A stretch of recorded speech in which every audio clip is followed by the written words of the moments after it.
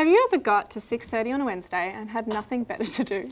Welcome back to Hungry Talks, the show where we tackle Adland's biggest questions. We know there are a lot of talented people in advertising, so we want to know how so many ads are still so bad. What is going wrong and who is to blame? Today's question is, why do ads suck? Later on, we'll be talking to Steph Gwee, Creative Director at TBWA, as well as Charlotte, back with her International News Roundup.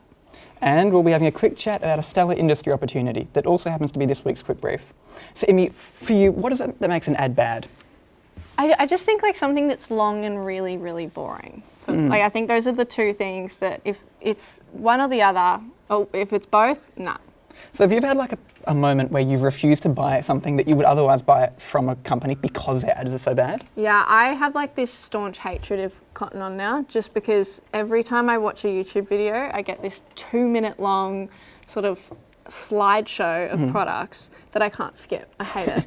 Yeah, I've had that a bit for Hungry Jack's. They released a burger, the Parma burger, and then the adverts for it were a guy being like, is it Palmy or is it Parma? And it was so first idea. Like, it shouldn't have even been the first idea. And I saw it everywhere. Oh, I couldn't do it.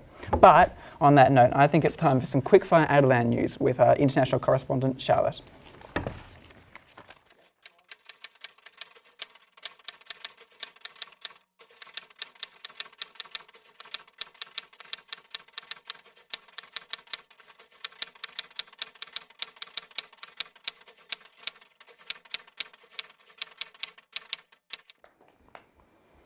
I'm Charlotte, Hungry Talks international correspondent and resident yapper, but luckily today I've been given a topic to yap about. So here are the headlines for this week in Adland. Zara has been slammed for launching ads that feature models who look dangerously skinny, with the ad being deemed inappropriate for promoting unhealthy body standards. Now, I think if ads like this are getting taken down, Zara should also stop promoting unattainable poses. Like, when's the last time you saw someone in the street just doing some of these ones? L'Oreal's Urban Decay has rolled out a new campaign. The ad features 24-year-old Ari Kistra, who is known as an adult performer. The campaign has raised some eyebrows with the slogans such as Urban Decay, like it's raw. This ad has torn viewers, with some dubbing it inappropriate and undermining the brand's values as a company, while others have praised it for the normalisation of sex workers. Controversial or not, this ad has definitely given the brand some very strong coverage. Makeup coverage, yeah.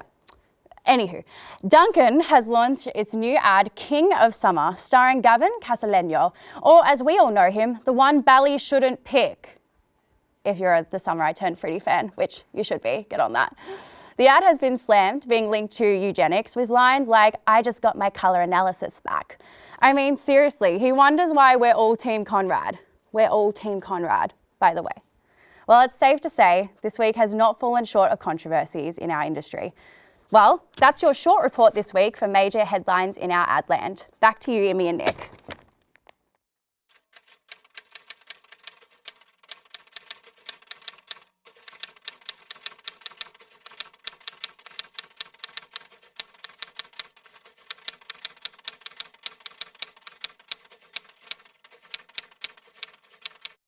Okay, so we thought it might be fun to suss some of the worst ads that we could find. We're talking about the proper disasters, because who doesn't want more student opinions?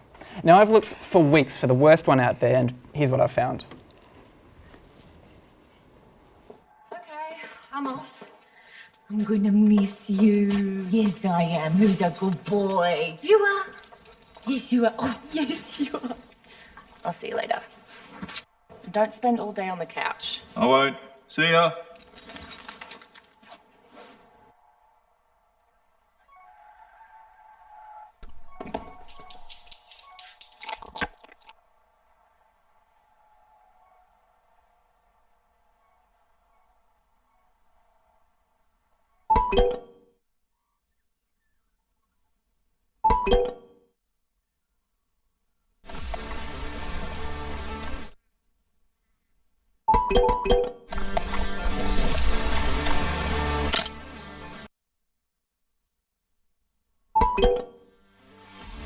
Oh, bad boy. Bad boy! Bad boy. Oh, bad boy.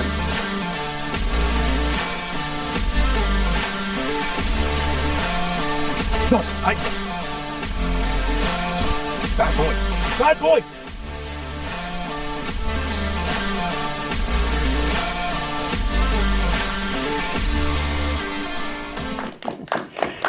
I mean, surely it can't get any bit worse than this. It's so long and so boring, and yet I get to a point where I just have absolutely no idea what's going on. I mean, it's like they started with the ad, like the whole ad that made sense, and then they cut out all the bits that made it make sense. Like, it's like their primary tool for copywriting was a dartboard.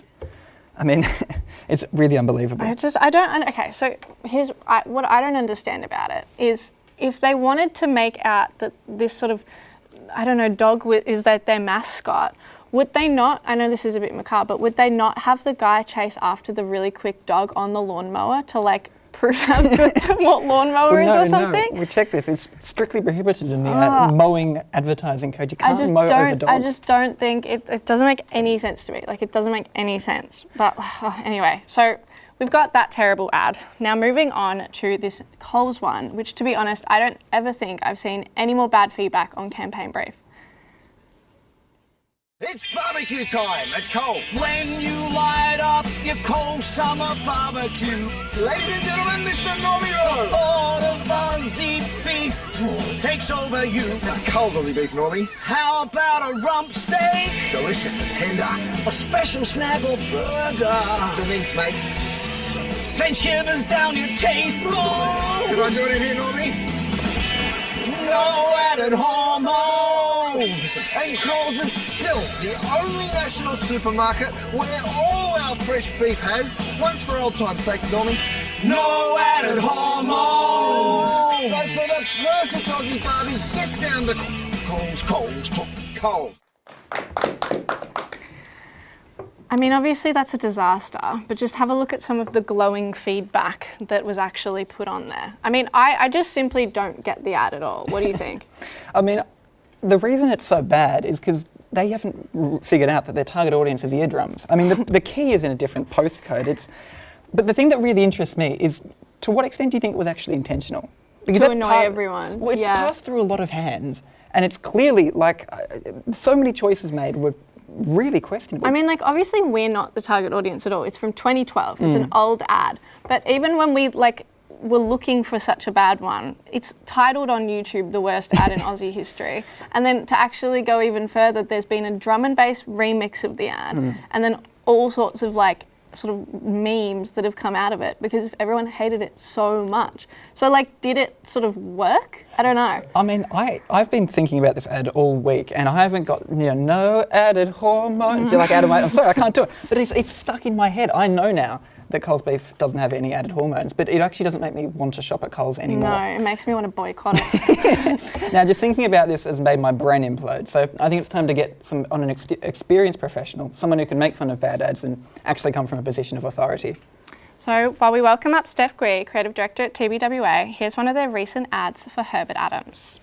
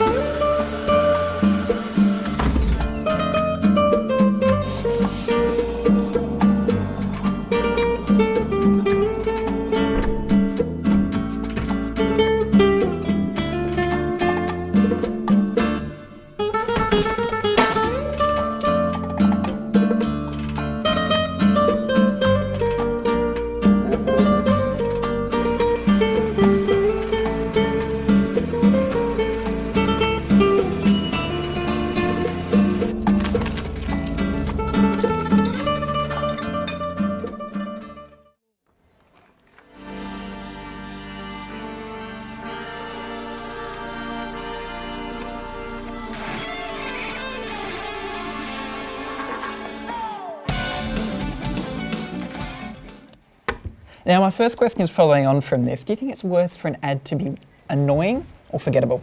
Forgettable is way worse, in my opinion anyway. Advertising that annoys also feels quite subjective. Like what is annoying to some people might actually be quite cute and quite likable to other people as well. And like I said, that no added hormones thing is going to be stuck in your head for time to come. And what it does kind of do is to get you thinking about all the other brands that might be adding hormones. It's just stuff like this that you don't naturally think about, but because it's so annoyingly like sticky, you start thinking about it a lot more often. And even when you're shopping at Woolies or you know IGA or whatever, that's probably one thing you're going to start thinking about. So yeah. I suppose on that, when we're looking at a brief or a brief that's gone objectively bad, where do you think the sort of creative idea falls off? At what point do you think that happens? It's a bit of a tricky one because like there's so many parts in the process where things can go badly. So as I always like to say that the idea is as good as the brief. If the brief is off, the idea is probably not going to hit the mark as well. That's usually the case. And also like the entire process of ideation all the way to production. There's so many parts where things can just fall off, right? And it's also that process of crafting it, knowing how much time you actually have to get shit like going like perfectly, right? Like the music, the grading, the talent, the casting, every single element is so important. So like there's so many places where things can fall off, and I think as a creative, that's one of the things that you need to protect a lot more as well. Yeah. Well, speaking of protecting, I do want to ask about how creative departments can do more to protect the original creative idea, because you hear a lot about sometimes the client might want to change a thing, and then and eventually it will be really far from the creative idea, and it's sort of as if everyone's whispered to one another, and eventually we've got this kind of weird skew of thing. So what can creatives do to keep the idea intact? I think there's a little bit of a difference between protecting your idea and being too precious about your idea. So knowing the difference, I think, is what makes a really good creative. Because obviously when it's your idea, you want to protect the integrity of it. You know what is really important and the things that, basically you need to protect the core idea itself, right? And knowing which bits you can actually let it drop a little bit without compromising on the actual idea. But being super precious about every single detail, that's where I think a lot of creatives end up falling over. Because it's, like the original idea and the end result is never usually the same. Knowing where to evolve the idea to make it a little bit better, or, just working with the right crew, the right team as well, it just makes it slightly different from where it started. Just a question, what sort of is the general timeline that you have to work on a project? Ooh, How much does that vary? If, for example, you just had like a single brief with like maybe just one campaign that you had to work on, does that vary in such a massive way, or? It does, and I think depending on the brief, I think the whole social media content creation kind of stuff kind of created a bit of a trend where a lot of timelines are now a lot shorter than what it was maybe 5-6 years ago, because everyone just kind of thinks that things can be made a lot quicker, but making it quick doesn't mean that it will be good. I think it's like sometimes we kind of forsake certain things when we go too fast, too quickly. Yeah. What's your ideal timeline? How much time do you like to spend? Oh, as much time as possible, honestly. Like the crafting process never really ends. Yeah. Like right now, I could look back at ads that I've done 10 years ago, and there's still things I want to tweak. Yeah. It's like producers like Michael will tell you exactly when to stop and get it off the door. Yeah, so what's something that, since you're a creative director now, what's something that was impossible to do before you were a creative director that you can now do when it comes to sort of taking ownership of an ad and of changing certain parts of it? I would say working with a client to actually understand what the problems are. Because when I was a copywriter, a lot of the times you just get a brief. You try to come up with the best, wackiest idea, get it out. And the creative director will usually be the ones to sell in the idea. But also as a CD, what you get to have is insights into the client's business, which I think is really, really important. So sometimes when they're not buying a certain script or a certain idea, yes, creative taste can be really subjective, but a lot of the times there's also underlying reasons why you're not buying it. And really understanding that allows us to understand a brief a little bit better, sell it in better, and ultimately create more impactful work. Yeah, no, that's really interesting. And I suppose what I've always wondered, just working specifically as a copywriter, I think we're curious about just what is your day-to-day different in that sense? I think a lot of the time as a copywriter, you get the time to play more, which is one thing that I think as a CD, you sometimes get stuck in so many meetings. You're having like chats with people, you're trying to do all these other like things that help us sell the idea out. But as a copywriter, what I really do love, and I do miss that as well, the time to just sit in a corner, just write, and just explore different ways of doing it. Reading ad books, getting inspired by other things, watching movies, going to museums, all this stuff is really important, and I really enjoy that experience. Yeah. So we've chatted about the Coles ad earlier. Has there been a really bad bit of feedback that you've gotten that you'd be willing to share? I know it's a tough one.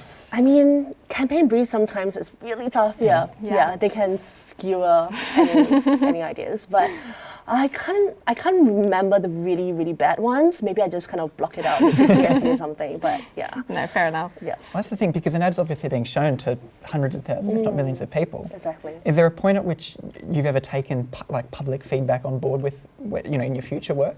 A little bit, yeah. Especially when you kind of know that it did not hit the mark in a certain way. Those are the really good key learnings that we can apply for the next brief, as and when it makes sense. Like if we listen to all sorts of feedback all the time, we'll just go absolutely mental. So yeah, it's just knowing where to pick and choose and what to actually listen to. Yeah. And with those key learnings, do you have a particular one that really stuck out to you, maybe from when you were starting off and to now? A key learning as in Probably just maybe just how you even approach a brief. Is there something that's changed since you've come through sort of the industry? There's quite a few of different pieces of advice that was really helpful. Yeah. When it comes to a brief, I think it's that gut feeling when you first read a brief to know whether or not it's a good brief. Can you come up with actually good ideas with it? Yeah. So that's one thing that was quite helpful from the very beginning, when you kind of go, this is a brief. Does it excite me? Do I know that that's something that I can actually springboard off? So that's the brief kind of thing. Yeah, I can't remember the actual question itself. No, fair enough. Do you actually get a choice with the briefs you get to choose? Get to sort of do? Do they give you, we have sort of not a big clue. Do you get an option, or do they does your executive creative director give you sort of what, I think when you're first starting out, they throw different briefs at you, which is the best way to learn really, because you don't want to get almost pigeonholed too quickly. And there's something really fun about, doing a Herbert Adams pie ad one day, and then on Wednesday you do something for Nissan or something. I'm just throwing a bunch of clients that I have now. Or the following week you're doing something for Specsavers. It's always something new, and it really hones your arsenal of tools really early on in your career, which is really helpful. Very nice. So, to wrap up, I want to finish with our initial question. So why do you think, because obviously there's so many talented people in advertising, why do you think it is really that some ads do turn out bad? So many reasons, and it's also really hard to kind of pinpoint what makes an ad so bad. It could be, lack of timelines. Maybe it's not understanding the human insights very well. Maybe it's just, people don't care as much, which sometimes really does happen.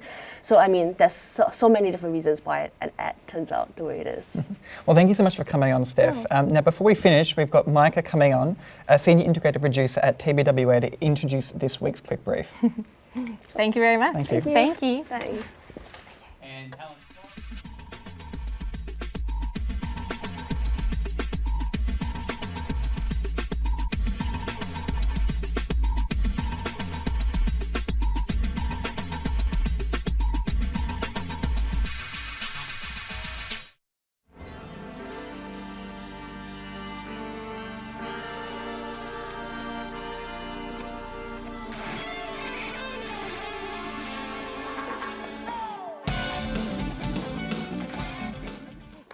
Thank you so much for coming on, Micah. So what's this all about? Well, this is Australia's first Gen I film festival that we are starting and running from TBWA. Not to say it's just about ads, it's for all creatives. It's for film, it's for writers, it's for people in the tech industry. We want everyone to submit and everyone to, flex their muscles of creativity using AI. There's a lot of conversation at the moment about AI taking over creative and taking our creative jobs. This is all about showing how we can be creative with AI tools. So this is why the theme is called Humans and Their Tools. Because at the end of the day, it is a tool. We're still the creative people with the brains who are running the tool. And the cool thing is there is a student prize category. So if anyone wants to submit, it's going to be under 3 minutes, and you can use any AI tool you want. We've got some flyers which we'll pass around the uni with all the submission details. Nice. And submissions are already open, and you can submit until the 20th of October. Cool. Yeah. When it comes to sort of tools, how does that how is that really imagined? For example, I think actually John, our tutor the other day, said that you could use fashion as a tool. Is that correct in terms of as a thing of getting across creativity? How would you describe creating a narrative with that? Well, I guess in that way, anything can be a tool. Yeah. Like our brains, they're kind of the main tool. A Yeah. pencil is a tool. Like the concept behind the creative on all the posters is the bone. Like the human, the bone was like a human's first tool. Like back when we were living in caves, humans discovered they could use bones as a tool, and that advanced them. So the idea of using the AI tools to advance further our creativity is kind of what it's all about. Very nice. Is there any sort of things that I've got? So in terms of the sort of the student component, what would you say would be your best advice to someone wanting to tackle it? Go crazy. Go crazy. Go Just crazy. as wacky as possible. Wacky as possible. Yeah. Definitely read the submission criteria first, so it's Yeah. within like the rules. There are some rules, some eligibility rules. Yes. But go crazy. Use as many tools as you want to. Use Yeah. any medium you want to. I think just really have fun with it. We want to see what can be done. Do Yeah. you mind if I pop in here for a minute? Since I assume this will be running for multiple years, or the plan is for it, how do you think That's the the plan. future submissions are going to differ from the ones that you're going to get this year? That's a really good question, and we don't know. Honestly, this is kind of a very new frontier. I don't know how much you guys are talking about it within the uni course. I mean, I also did this course, and AI was not a thing we were talking about 10 years ago. I think it's really interesting to compare year to year, and hopefully, this is our first year, and hopefully it goes on for a really long time. Hoping to take it global one day as well, and not just for Australian minds, but for everyone. Yeah, totally. Oh, well, thank you very much. So for RMIT students, this week we're asking you to scamp some ideas for potential submission. You don't actually need to submit to the competition as part of the quick brief, but it would certainly make a cracking portfolio piece. And there is a $15,000 prize pool for the best entries. So unfortunately, we're now out of time tonight, but thank you, firstly, for joining us. We'll be back next week with a Hungry Bite episode, and then back the week after for a full show. Thank you again for tuning in. We look forward to seeing you again this time next week. Thanks. I was meant to say anything, wasn't I?